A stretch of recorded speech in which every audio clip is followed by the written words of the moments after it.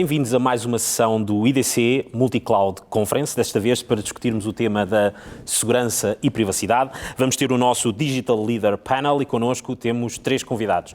Temos Virgílio Rocha, consultor na área da transformação digital, anterior diretor-coordenador da EDP, das tecnologias de informação da EDP.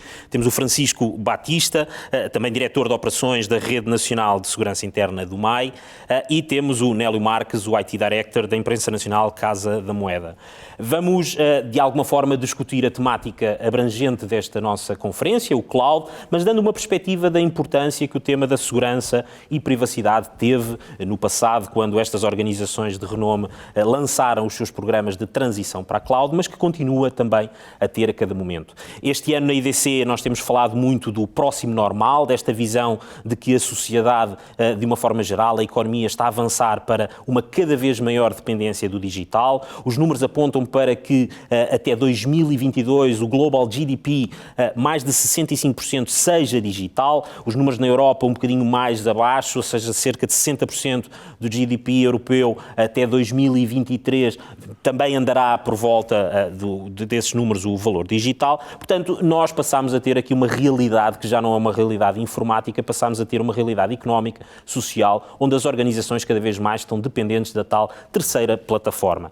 Os investimentos na tecnologia têm crescido e dentro desses investimentos os números de cloud também são cada vez mais impressionantes. Neste momento os números apontam para que cerca de 41% do investimento em tecnologias já seja nas várias formas de acesso à cloud. Portanto, toda esta dinâmica já vinha acontecendo no passado. Nós no último ano tivemos muito mais um fenómeno de aceleração do que propriamente novidades. O ano de pandemia trouxe certamente aqui uma maior transição ou pelo menos um número muito mais significativo de organizações a darem o passo em frente. É curioso, há uma expressão que era anteriormente utilizada, que era o forced march, ou seja, de alguma forma as organizações sentiam-se pressionadas pelos vendors tecnológicos a avançarem para a cloud e nem, por coincidência, foi no passado março do ano anterior que também se deu este fenómeno de pandemia e aí foi esse março, o março de 2020, que algumas organizações que estavam bastante resistentes, em particular por este tema que vamos aqui discutir, da segurança e privacidade, de avançar com os seus programas de cloud, tiveram de o fazer, nomeadamente para suportarem aquilo que foi um dos primeiros movimentos, o trabalho remoto, e a partir desse momento houve uma tomada de consciência das organizações de que não era um momento de permitir estes novos modelos de trabalho, passou a ser o início de uma nova forma de trabalhar. Eu talvez começasse aqui pelo Virgílio Rocha. O Virgílio esteve na origem desta visão da transição de uma das organizações privadas mais complexas, provavelmente em Portugal. E nesta discussão, que certamente foi muito desafiante no caso da EDP, que importância é que esta temática da segurança e da privacidade teve no arranque deste programa, que ainda hoje está em curso na EDP? Muito obrigado. Se me permitisse, eu começava um pouco mais atrás, não é? Portanto, a questão da segurança e da privacidade enquadram-se no contexto mais geral, não é? Portanto, da transição para a cloud. Há basicamente 2 formas de olharmos as organizações na sua relação com a cloud. Aquelas que nascem na cloud e aquelas que têm que migrar para a cloud. Portanto, as startups hoje, não passa pela cabeça de ninguém não começar na cloud, é mais barato, é mais fácil, é mais rápido, muito mais flexível, podem desistir a qualquer momento e, portanto, isso é tudo aquilo que é diferente hoje para melhor do que se fazia há 10 ou há 15 anos, em que as pessoas tinham que comprar máquinas, infraestrutura, etc. As organizações que têm sistemas legados, ou seja, as organizações que já existem, que nasceram fora da cloud, essas têm problemas e têm desafios completamente diferentes e novos, não é? Portanto, desde logo, e antes de ir à questão da segurança e à questão da privacidade, desde logo há uma questão de competências, não é? Portanto, as organizações não têm competências, não é? Um dos problemas com que nos confrontamos na EDP hoje será mais fácil, as pessoas que saem da universidade já trazem algumas competências consigo, mas há 5 anos atrás as pessoas não tinham competência nesta área. Portanto, é necessário adquirir competências e isto é o tipo de movimento que não se faz só com recursos externos. Portanto, e porquê? Porque as pessoas vão mudar de paradigma, vão arrumar a casa. Uma questão central em todas as pessoas, em todas as organizações que já mudaram para a cloud, é que a cloud exige que haja uma arrumação de casa. Os dados têm que ter qualidade, os dados têm que existir e estarem arrumados, não se vai meter na cloud dados que não têm qualidade, as aplicações têm que se identificar as que vão ser desativadas e as que vão transitar para a cloud, aquelas em que a empresa vai investir em novas aplicações ou não, e portanto todo este trabalho é um trabalho, eu diria, de arquitetura. E esse trabalho de arquitetura não pode ser feito à revelia da empresa, do negócio, mas também da realidade pré-existente. E, portanto, a questão das competências é uma questão absolutamente relevante, não é? A identificação das tecnologias e depois eu diria que é fundamental que as empresas, quando decidem transitar para a cloud, porque a transição para a cloud é uma inevitabilidade. E é uma inevitabilidade porque a flexibilidade que os negócios têm que ter hoje em dia, não é? E a rapidez com que eles têm que se alterar implica a disponibilização de ferramentas e de uma capacidade de desenvolver software que é muito difícil de conseguir se não estiverem na cloud. Portanto, a ida para a cloud é uma inevitabilidade. Mas é uma inevitabilidade que nas empresas de sistemas legados tem que ser feita com rigor e sempre olhando para as necessidades do negócio. Porque a cloud não é um fim em si próprio, não é? A cloud não é um objetivo da empresa. Migrar para a cloud é um objetivo que se pode inscrever numa tendência, numa direção, mas que depois tem que ser instanciado de aplicação a aplicação. E isso implica planeamento, implica trabalho, e é aí que as questões da segurança e da privacidade se colocam. Da segurança, desde logo, porque as pessoas têm a percepção de que ao deslocarem para fora das suas instalações, ou para fora, antigamente as aplicações estavam debaixo da secretária, não é? Muitas empresas funcionavam assim. Portanto, as pessoas à medida que se afastam, que perdem o controle. Perdem o controle, porventura perdem algum controle, mas não do ponto de vista da segurança. Quer dizer, a questão central na migração para a cloud, os fornecedores de serviços cloud fazem investimentos na área da segurança que não estão ao alcance da maior parte das empresas. E, portanto, há desafios novos, do ponto de vista da segurança, mas a segurança tende a reforçar-se, porque os fornecedores têm mais competência, mas por uma outra razão. É que esse trabalho de arrumação da casa implica uma avaliação das aplicações também do ponto de vista da segurança. Tipicamente, numa organização de sistemas legados, as aplicações mais velhas são as que têm mais problemas de segurança. Porquê? Porque não foram sequer desenhadas a pensar na segurança. Não é? Foram desenhadas num tempo em que esses problemas não existiam. Foram desenhadas, muitas vezes, sem a necessária documentação, sem o necessário rigor. E, portanto, tipicamente, e quem está nas empresas sabe isso, quando há problemas de segurança, é por aí que as coisas vão fracassar e é por aí que se demora mais tempo a recuperar de uma situação de risco. E, portanto, se vamos migrar para a cloud, isso tem que fazer parte da equação.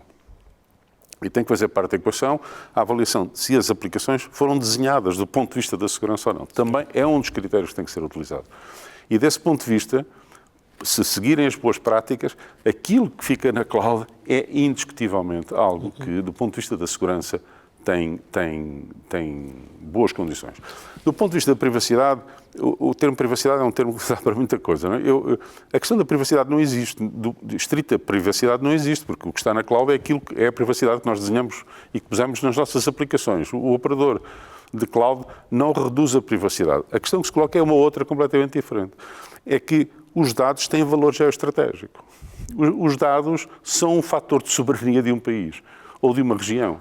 E quando nós colocamos os dados fora da zona geográfica do nosso país ou da nossa organização internacional, nós ficamos mais sujeitos a todos os riscos geoestratégicos que podem existir.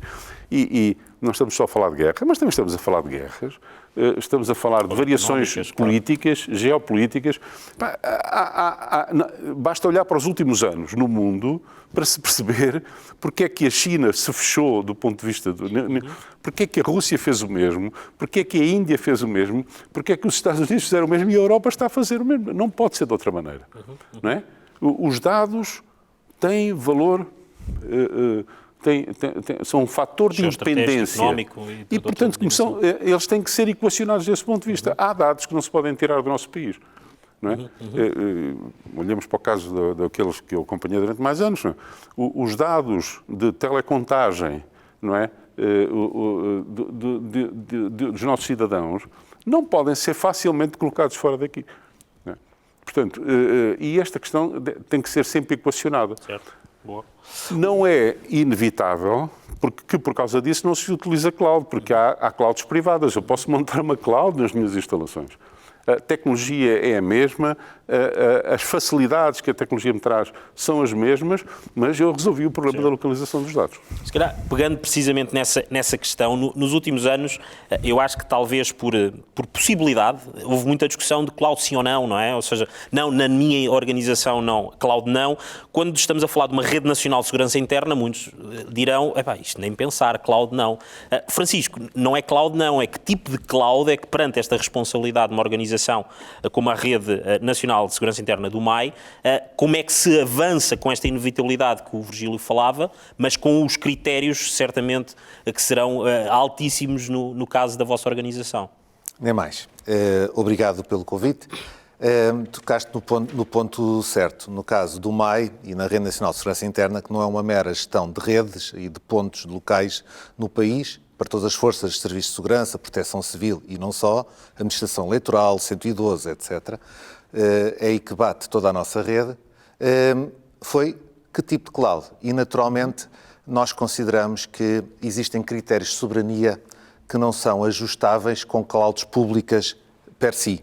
Portanto, o que nós criámos foi serviços em cloud privada para dar aos nossos 55 mil utilizadores e aos 10 milhões de portugueses, quando votam ou quando utilizam serviços do Estado da área da administração interna. Portanto, o que nós fizemos foi, quando fomos criados há 15 anos e ao longo destes anos, começar a dar serviços tipo cloud.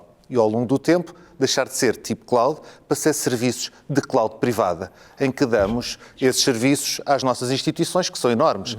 Uma GNR, uma PSP, que têm necessidades enormes de consulta de informação, de troca de informação com outros ministérios, como a Justiça, não é? O MAI é o braço armado da Justiça e também não pode fazer, e a Justiça precisa do MAI, entre outros e outros casos com outros ministérios. Mas, portanto, nós consideramos que a administração interna, a defesa, os negócios estrangeiros e a Justiça são os 4 pilares da soberania.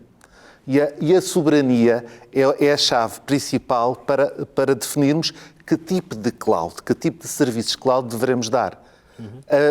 A questão que o engenheiro Virgílio falava, dos dados geoestratégicas, realmente é o ponto de ordem para definir que tipo de cloud. Qual é a complexidade que podemos ter aqui? É gerirmos todos estes flavors, porque dos nossos 55 mil utilizadores, dos nossos bombeiros, dos nossos polícias, dos nossos colegas em todas as suas áreas, se eu tenho em casa serviços cloud que utilizo facilmente, porque é que eu não posso ter acesso à informação de uma forma simples, prática, sempre disponível em todo lado? Pode. Temos é que o fazer dentro de uma rede privada, dando através de uma rede privada. Porque não podemos ter os nossos dados de investigação criminal, os dados de todos os eleitores portugueses fora do país. Certo. Achamos que não é essa a questão da soberania dos dados. E esse é o ponto por onde abordamos a nossa ida para a cloud. Ida para a cloud é nós portarmos-nos como operadores de rede, operadores de uma cloud privada para a administração interna. Já agora, isso quer dizer que é essencialmente ao nível de IaaS e de PaaS que é feita essa... Completamente. Essencialmente é IaaS e PaaS. Ok. Portanto, que é uma visão de que não há nenhuma competitividade de cada uma das entidades estarem a criar essas camadas de segurança, não é? Não há. A segurança, naturalmente, que é um leitmotiv em todas estas áreas, seja numa cloud pública ou numa cloud privada. Aqui, naturalmente, estamos na área da segurança interna. Segurança, andamos de braço dado com ela todos os dias. Mas a privacidade é a mesma forma, num sentido muito lato, em que precisamos que os dados que são transmitidos entre as várias entidades, porque as várias entidades, forças e serviços de segurança do MAI, precisam dos dados uns dos outros. Num posto de fronteira do CEF no aeroporto de Lisboa, são consumidos dados fornecidos pela PSP, pela GNR, e que vêm da Justiça sobre as pessoas que podem ou não atravessar a fronteira e apanhar um avião. Portanto, a interoperabilidade e a disponibilidade dos dados tem que ser ao segundo entre estas entidades. O que é que nós queremos dar? Serviços cloud, de IaaS, etc. Ou seja, estas entidades têm soberania para criar essas aplicações e transportar os dados entre si. Ok? É isso que nós tentamos dar. Ou seja, uma visão mais de ecossistema do que propriamente só de migração tecnológica de cada uma das entidades, não? Correto. Ainda por cima, depois temos, naturalmente, como em vários ministérios e várias áreas do Governo, do Estado, a necessidade de transportar esses dados para fora, para a Europa. Temos sistemas europeus de segurança do território europeu, o sistema de Schengen, sistema de vistos, sistema de asilo, sistema de emissão, a emissão do cartão de cidadão aos nossos imigrantes. Há uma quantidade, a possibilidade de podermos facultar a possibilidade de eles poderem votar, é um serviço de cidadania. A possibilidade de eles poderem consultar os seus serviços, os seus dados de saúde, se assim for, para poderem marcar uma consulta quando se deslocam a Portugal ou para os seus familiares, etc. Portanto, temos a necessidade de disponibilizar esses dados de uma forma de ecossistema dentro do Ministério, para outros ministérios e a nível de europeu. As polícias precisam trocar informação para a sua atividade operacional. Mas temos que perceber, novamente, segurança, privacidade e soberania. São esses três pilares. Portanto, uma visão de uma organização que atua eminentemente no mercado global privado, uma visão mais pública.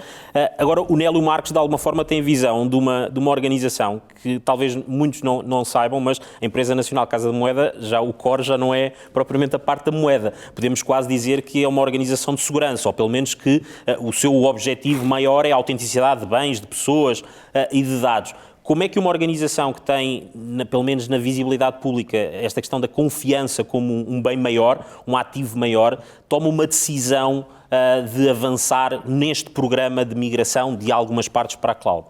Ok. Boa tarde, Bruno. Antes de mais, começar por agradecer o convite da IDC à Imprensa Nacional Casa da Moeda, dar aqui saudar aqui aos meus colegas.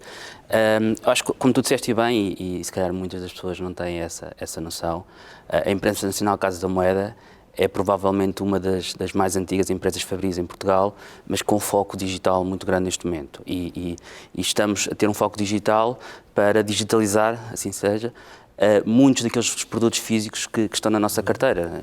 Se calhar a maior parte das pessoas não tem noção, mas desde os documentos de identificação, cartões, crédito, moedas, todos estes documentos são produzidos pela Casa da Moeda.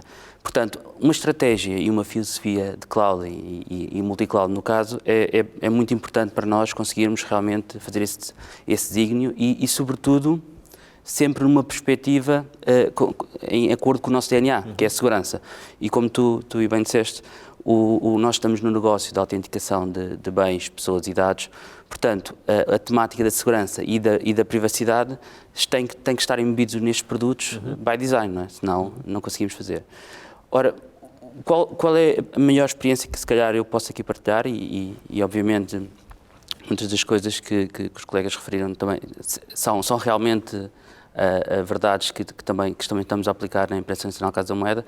Eu gostava de salientar que a parte organizacional é muito importante e nós para definirmos uma estratégia, temos que ter realmente aqui uma boa estrutura organizacional que possa dar resposta a toda esta estratégia, a todos estes desafios. E na Imprensa Nacional Casa da Moeda dividimos o problema, se calhar, em 3 fatias. Olhámos primeiro para aquilo que são as normas de segurança, as políticas de segurança que temos que cumprir por todas as certificações que somos obrigados a cumprir. Isso é feito pela nossa área de CISO.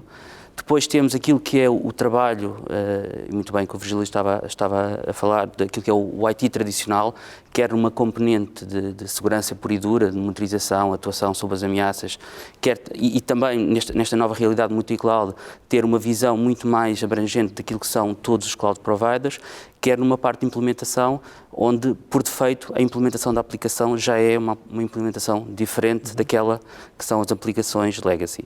E o terceiro vetor, muito importante nesta equação, é um departamento de risco e compliance que realmente depois olha para todo este problema em toda a sua latitude.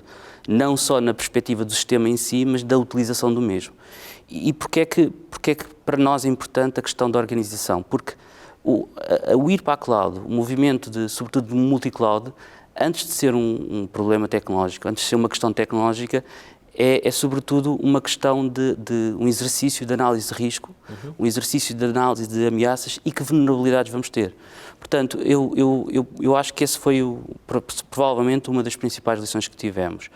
A segunda lição, e que se calhar todos nós tivemos durante 2020, foi estabelecer aqui um paralelo de como temos um conjunto de trabalhadores que estão nas suas casas, dentro daquilo que é secretário, como o Virgílio estava a dizer, dentro daquilo que é o nosso perímetro de segurança, dentro das nossas redes, e de repente e massivamente tivemos que pegar nos trabalhadores e pô-los em casa, num ambiente muito mais vulnerável, num ambiente muito mais desconhecido para nós, e com muitas aplicações legacy que realmente não tinham sido desenhadas para aquilo que é uma utilização de cloud. E estamos a falar, obviamente, de uma criticidade completamente diferente dos dados que estão nos data centers para os dados que estão nos portáteis dos colaboradores. No entanto, não deixou de ser um exercício muito interessante, até a própria transformação que tivemos de fazer essas aplicações, o próprio exercício de formar as pessoas, de explicar quais são os riscos que existem, é um paralelo, um exercício muito interessante daquilo que vamos apanhar quando vamos para ambientes multi-cloud e foi provavelmente um laboratório muito bom para as equipas técnicas começarem a ter esse mindset. Uma das questões, já agora pegando só nesse tema, é os ritmos, não é? Um bocadinho, o ritmo tecnológico é muito mais acelerado que o ritmo organizacional. Por isso é que muitas vezes, quando nós falamos de ir para a cloud, eu acho que falta muito a percepção de jornada, não é? Ou seja, que não é ir para a cloud, é iniciar um caminho de transição para a cloud. Por isso é que nós, nos últimos anos, ou neste último ano, o que nós vimos foi mais organizações, e acho que é importante deixar isto claro, mais organizações a iniciarem a jornada, não era a estarem na cloud. Como é que vocês montaram essa jornada? Pode-nos partilhar há quanto tempo é que pensam essa migração, esse plano? Como é que foi embebido este tema da segurança, mas nesta noção de jornada?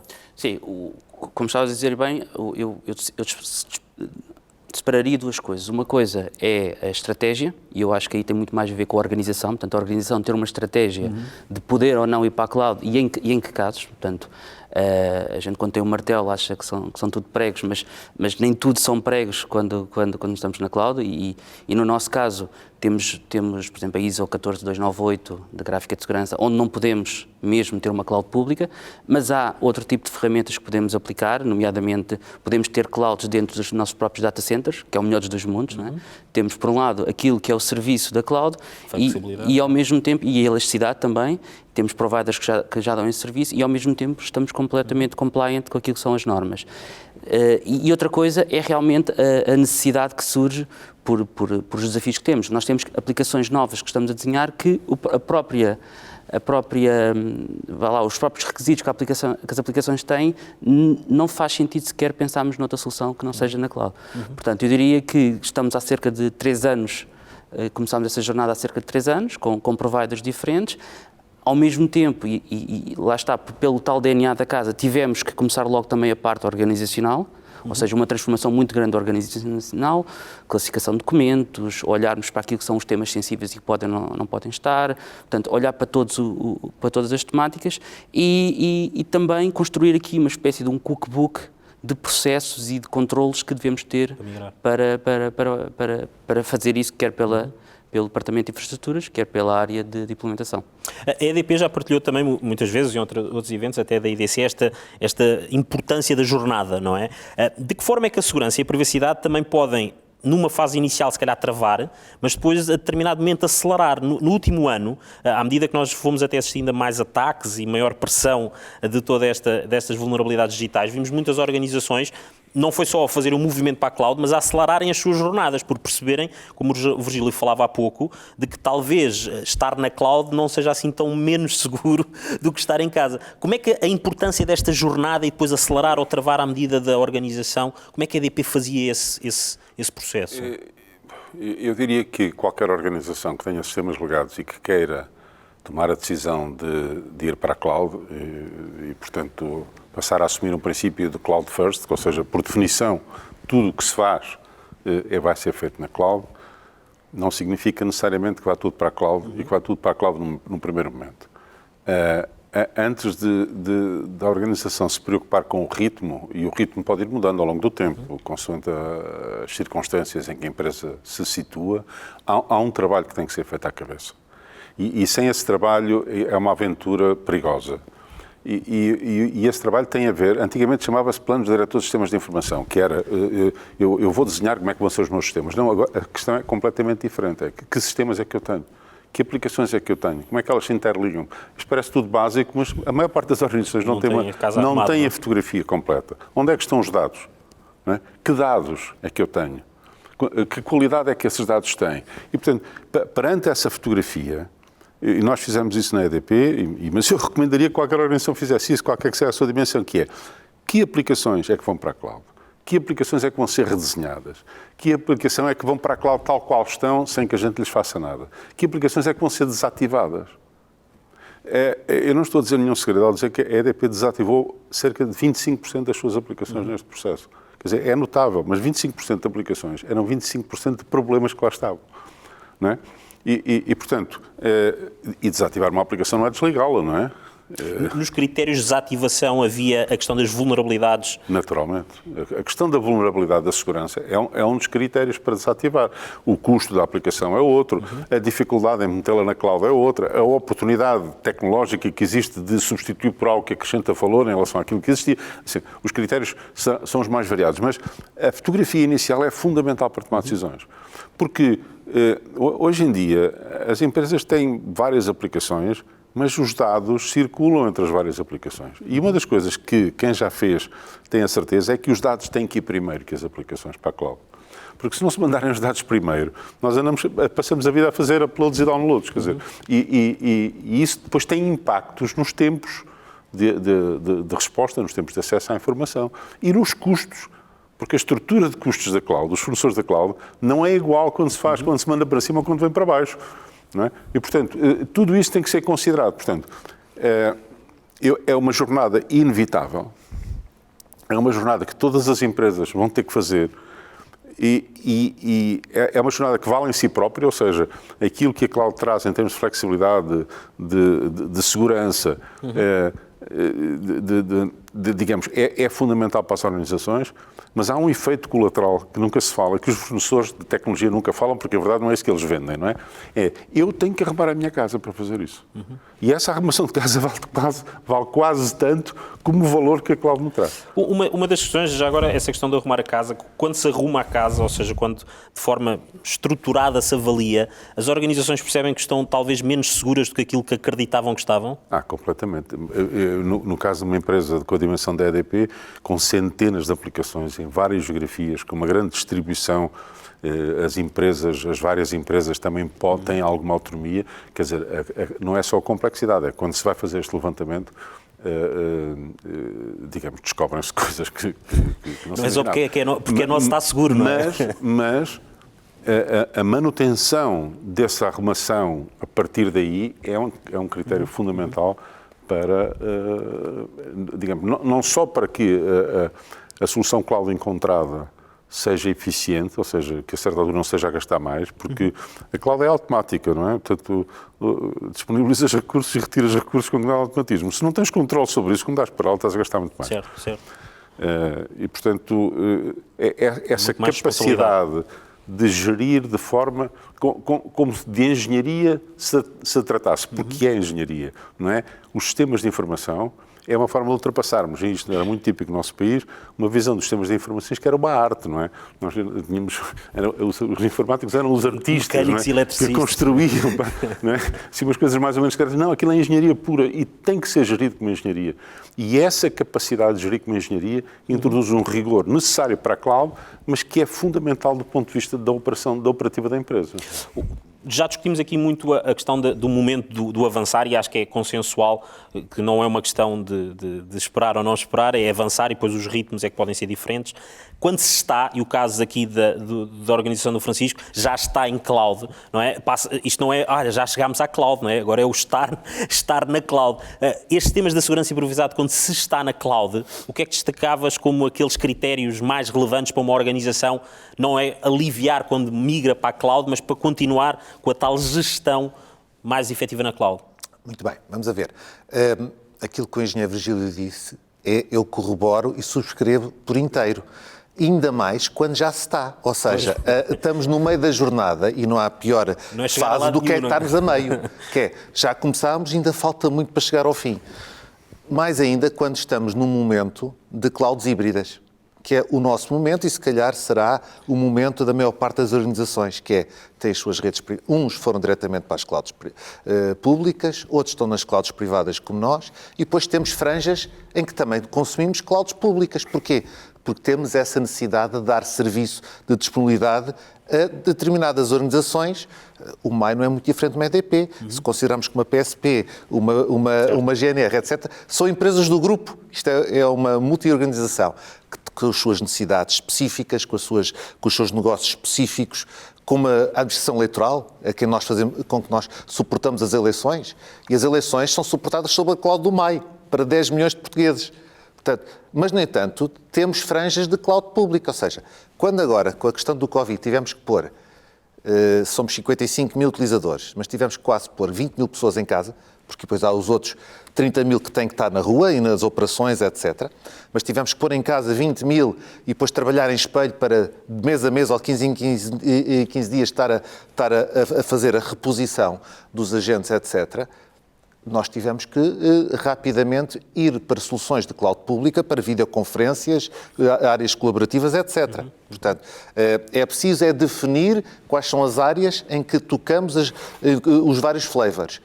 Qual é a dificuldade para um diretor de sistemas de informação? Recordo-me que há uns anos nós éramos considerados os arquitetos, os engenheiros, e que nós íamos dizer como é que iriam ser os nossos sistemas. Hoje é como está e como é que os podemos modelar para ir satisfazendo as várias necessidades que as organizações a todo momento nos estão a pedir e que são inúmeras. E é muito difícil para qualquer diretor nestas áreas, quando eu digo diretor, um manager, inclusive até um supervisor de uma equipa de administradores de sistemas ou de bases de dados ou de desenvolvimento, é ter capacidade e skills para dizer que sim a todas as necessidades. Porque é impensável termos todos os recursos e todos os skills. Temos de definir standards que vamos utilizar ao longo dos anos e depois ir tendo ferramentas que nos permitam gerir as nossas clouds privadas da forma como se gera as públicas, ou seja, ter ferramentas híbridas para as nossas soluções híbridas. Esse é o leitmotiv. Já agora, muitas vezes há aqui uma tentação que é tornar estes fenómenos quase transparentes para o negócio, não é? Ou seja, eles nem vão perceber que nós migramos para a cloud, mas isso não se estará nem a tirar, ou seja, não se estará a tirar partido do verdadeiro potencial da cloud. Como é que estas transições para modelos mais flexíveis, mais ágeis, ajudam a relação com as áreas que no passado não tinham quase que a obrigação de perceber tecnologia e neste momento têm que estar muito mais perto na ligação, na colaboração, na comunicação até contigo? Como é que isso ajuda esta comunicação interna? Vamos a ver. Naturalmente que nós queremos que os nossos utilizadores finais nem sequer pensam que estão a trabalhar em cloud ou não. O que nós queremos é que eles tenham acesso aos dados disponíveis a todo momento e a possibilidade de os partilhar e utilizar e chegar aos fins para que são necessários. Utilizar as suas plataformas de informação, etc. Eles não têm que ser informáticos e não são utilizadores funcionais, ponto. A forma como damos, por isso é que o engenheiro dizia bem, a cloud não é um fim, é um meio. Se são clouds privadas, se são clouds híbridas ou públicas, isso é independente para os nossos utilizadores finais. O foco é o acesso à informação rápida, segura, confiável. Mas tem que ser eles envolvidos na classificação, tem que ser eles a dar essas regras, chamemos-lhe assim. Naturalmente, mas eles não querem saber onde é que está a informação. Isso é o nosso problema de quem é o gestor. Eles querem saber, tenho acesso à informação, como é que eu posso ser mais rápido no acesso à mesma, como é que eu posso, inclusive, utilizá-la? Porque, reparem, o Estado também tem dados abertos, que podemos pôr e devemos fazer parte da rede de dados abertos, que podem ser necessários para utilizar redes neuronais, de inteligência artificial, que nos podem dar predição para as atividades do Estado serem melhores, mais performantes, o cidadão ter acesso a serviços melhores. Portanto, essa é a nossa função. A função deles é dizerem-nos o que precisam e a rapidez com que têm que chegar esses dados e essas fontes de informação. O Nélio, falavas de uma dependência natural depois de parceiros, não é? Nesta relação, e isto é importante dizer, ou seja, nós não instalamos a cloud, ou seja, não estamos a falar de soluções on-premise, há uma necessidade de ter mais do que fornecedores, parceiros. Quais é que são os principais desafios nesta temática da segurança e de privacidade que tu destacarias na relação com os parceiros que colaboram com a Imprensa Nacional Casa da Moeda?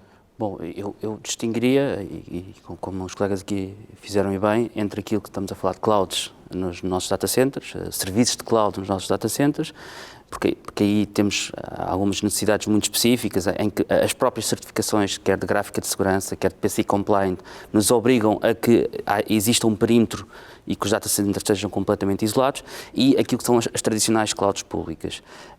Naquilo que são as tradicionais clouds públicas, eu diria que, primeiro de tudo, nós devemos tentar sempre ir para o máximo de SaaS possível, ou seja, tentar tirar o máximo partido daquilo que é o serviço que a cloud pública nos está a dar, evitando um possível lock-in. E diria que a relação é uma relação que tem que ter ali uma espécie de um protocolo entre as equipas. Portanto, eu acho que esta foi a aprendizagem que nós fizemos. Do lado da segurança, tem que haver ferramentas que permitam monitorizar não só o on-prem, como cada um dos providers cloud, como a relação e as comunicações entre eles. Do lado das equipas de implementação, tem que haver formas de implementar e de fazer as aplicações completamente diferentes. Um exemplo muito concreto é a autenticação. Estamos a falar de aplicações completamente diferentes naquilo que concerne a autenticação. E diria que isto também nos leva a ter aqui um conjunto de controles internos e externos diferentes daqueles que tínhamos on-prem, não é? On-prem, se calhar, uma vulnerabilidade que teríamos não era tão grave porque ainda estávamos sobre a nossa rede interna. Tudo aquilo que nós fazemos nas clouds públicas está muito mais exposto.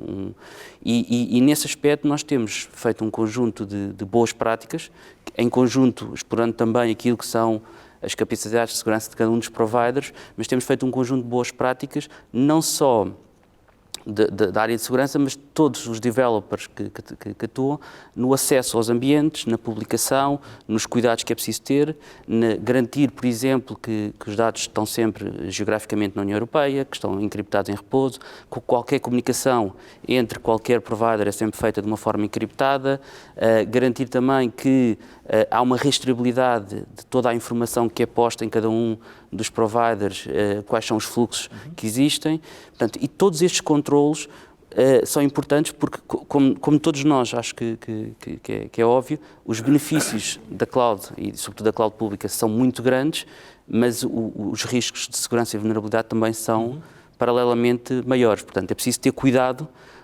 redobrado quando estamos a publicar algo nos cloud providers. Portanto, é uma relação de aprendizagem também com os cloud providers e normalmente temos parceiros que nos ajudam a fazer essa integração. É muito importante também não tentar, uma das coisas que um colega estava aqui a falar, não tentar migrar aplicações legacy e só mudar a carga para a cloud. Isso não traz valor, não traz vantagem e traz riscos enormes porque aquela aplicação não foi desenhada de raiz para isso.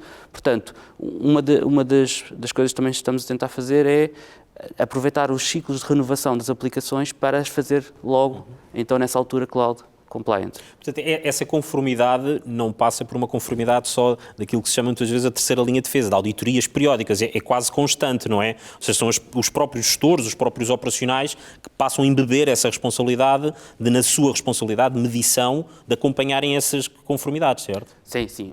Na parte organizacional, como falámos, portanto, todo e qualquer projeto, antes de ser implementado na cloud, passa por aquele triunvirato que falei há pouco, onde realmente é feita uma análise do risco, uma análise das vulnerabilidades e perceber se a informação que estamos a utilizar para aquele produto, para aquele serviço ao Estado, é realmente uma informação crítica ou não, quais são os critérios de segurança que podemos aplicar para minimizar esses riscos e essas vulnerabilidades e em alguns casos, não podemos mesmo simplesmente pôr, não é?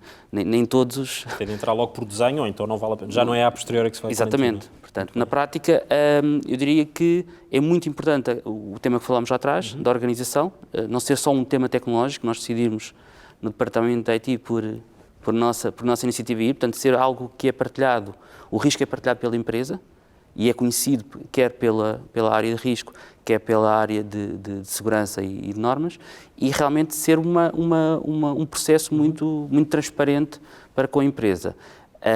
E isso acontece naturalmente e como estávamos aqui agora a falar, os utilizadores não querem saber de onde é que as coisas estão. Os utilizadores querem serviço e não querem estar em casa e conseguir aceder aos dados. Tudo fácil, não é? E os utilizadores finais, portanto, os nossos utilizadores internos querem serviço, os nossos utilizadores finais querem aceder a um portal e ter a resposta o mais rápido possível e que ele esteja sempre disponível. Eu acho que nos últimos anos ficou muito claro esta necessidade de não falar de a cloud, mas de entender a arquitetura que se está a falar. E isto também levou-nos à adoção de conceitos mais de clouds híbridas, multi-cloud, o que do ponto de vista de tudo o que nós aqui estamos a falar faz todo sentido, portanto adaptar, mas acresce uma responsabilidade de gestão porque aumenta também a complexidade. Fazendo uma ronda final pela parte humana, as pessoas estão preparadas? Quais é que foram os fatores críticos de capacitação das pessoas para conseguirem gerir nesta complexidade de multi-cloud que passa a ser a realidade permanente? O multi-cloud é inevitável, não é?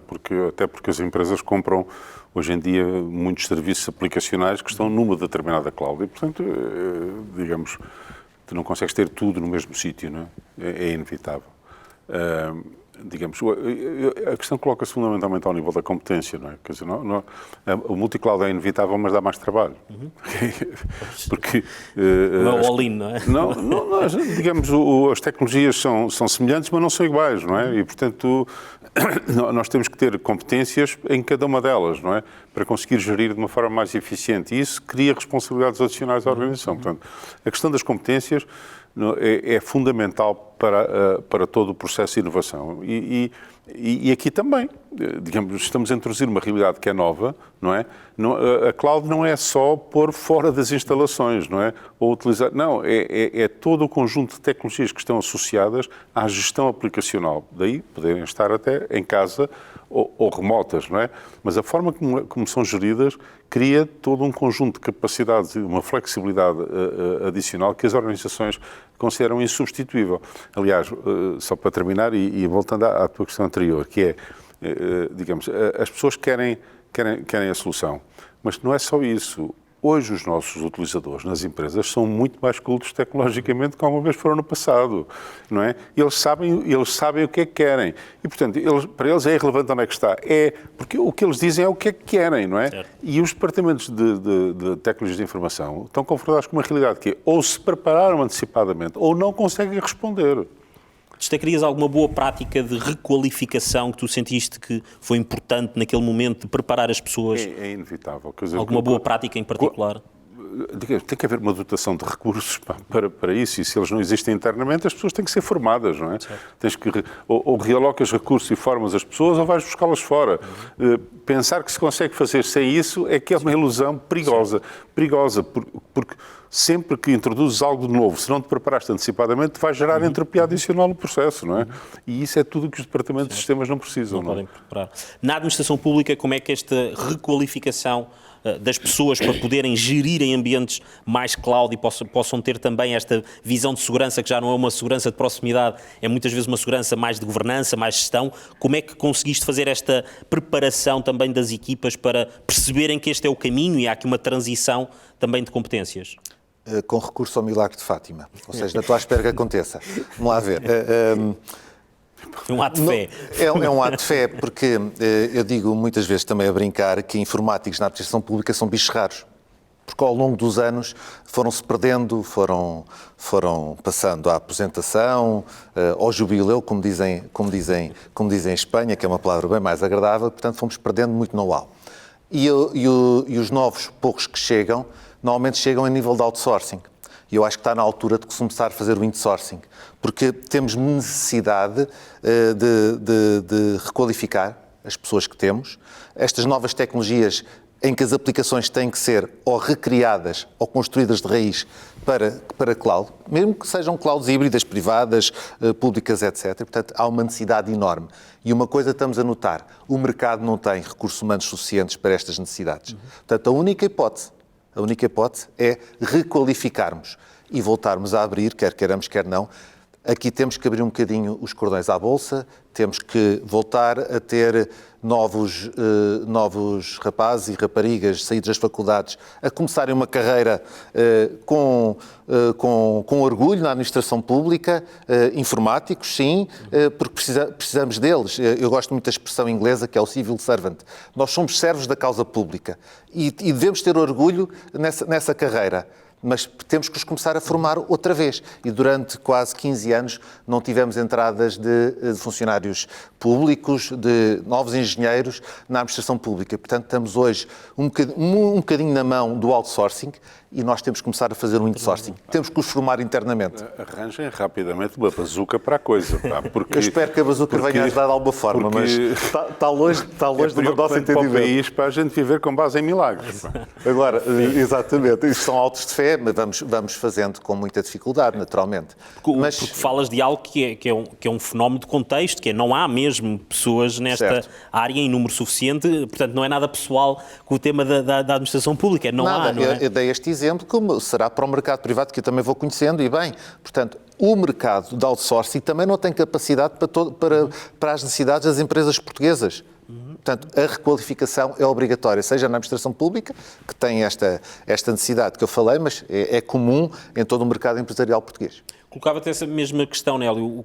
Quais é que são aspectos que consideras importantes que a Empresa Nacional Casa da Moeda tomou para requalificar pessoas e para ter pessoas adequadas a estes novos contextos e para combater estes flagelos da ausência de competências, mas também a ausência de capacidade de recrutar externamente? O que é que têm feito? Sim, os locadores são muito semelhantes, claro. Também fazemos muitos milagres durante o dia-a-dia, mas parece-me que quando estamos a falar de multicloud, será o último nível. Portanto, nós e grande parte das empresas foram adotando cloud providers, muitas vezes de uma forma isolada.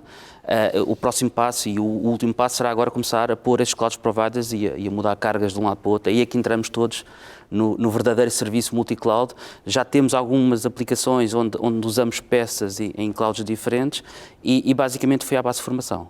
À base de formação, à base de parceiros, à base de outsourcing, sobretudo requalificar. Nós temos uma equipa bastante forte em termos de infraestruturas interna e foi começar realmente a requalificá-la para olhar e para a formar com base naquilo que são os principais cloud providers e tirar partido. O conhecimento é muito parecido, estamos a falar de uma base tecnológica muito semelhante, simplesmente estamos a gerir cloud. E a receptividade está a ser positiva? As pessoas estão a adaptar-se a essa nova cultura? No início há sempre, e eu acho que se falarmos com qualquer departamento de infraestruturas, de qualquer departamento de IT em Portugal, há sempre alguma retração das pessoas, mas aos poucos eles vão mexendo e vão realmente percebendo que é uma inevitabilidade e que é importante que sejam eles a gerir e não outros a fazê-lo em seu lugar. Se me permitem, eu digo que há aqui uma pequena luz de esperança, porque nos últimos anos chegaram ferramentas de gestão híbrida, ou seja, de gestão de multi-clouds, que permite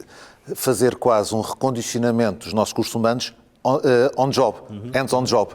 Ou seja, sem ter a necessidade de grandes estudos e grandes cursos para poderem gerir todas estas áreas, tem chegado ao mercado ferramentas que permitem, a partir de um único ponto, fazer a gestão das mesmas de uma forma mais simples. E isso tem sido, nos últimos anos, uma tábua de salvação para poder levar a uma grande dependência da automatização e de alguma forma deixando de ver, não é? E essa às vezes é a grande resistência, que sim, eu já não vejo o servidor, eu já não posso dar o pontapé naquele bastidor e a coisa funciona, não é? Portanto, a automação aí vem apoiar muito desta falta de recursos humanos. E delegando o provisioning nos utilizadores, entre aspas, nas organizações finais. É a única forma, porque senão não há recursos humanos que cheguem, mas é por aí. Bem, muito obrigado aos três. Penso que temos aqui um consenso de que o momento é o momento de avançar com uma jornada de migração para a cloud, dar tempo à organização para que possa também evoluir os seus processos, a sua organização e terminamos, naturalmente, evoluir também as suas pessoas, as suas competências, para que possam ser essas pessoas também a dar continuidade e a levar a organização para aquilo que nós temos chamado o próximo normal. Muito obrigado a todos pela vossa atenção.